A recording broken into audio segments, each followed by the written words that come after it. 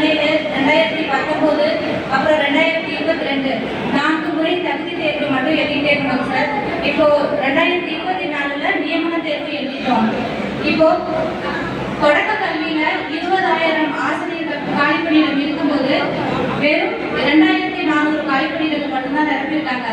இப்போ 13 வருடங்களாக நாங்கள் வந்து ரொம்ப நம்பிக்கையோட காத்துட்டு இருந்தோம். இந்த ஒரு தேர்வை நம்பி மட்டும்தான் நாங்கள் வந்து சரி ஆசிரியர் ஆகிடலாம் அப்படின்ற ஒரு பெரிய கனவோட இருந்தோம்.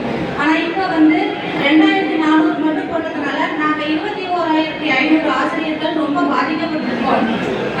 வாழ்க்கையில பொருளாதார நிலைமையிலே சரி அடுத்த கட்ட எந்த ஒரு முன்னேற்றமும் இல்லாம நாங்க ரொம்ப சிரமப்பட்டிருக்கோம். அம்மாவோட ஆசையில நம்ம ஆட்சி வரும்போது கண்டிப்பா வந்து எங்களுக்கு எந்த ஒரு நிபந்தனையும் இல்லாம 2024 நியமன தேர்வுல தேர்ச்சி பெற்று எங்களுக்கு பணி நியமன ஆளை வழங்கணும்னு கேட்டுக்கொள்வோம். 2012ஆம் ஆண்டு அம்மாவின் ஆட்சியில் 20,000 ஆசிரியர்களை ஒரே முறையில்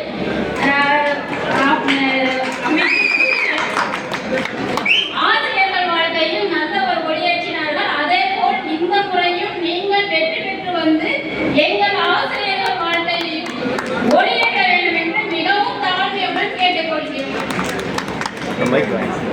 நன்றிமா. மல்லிகை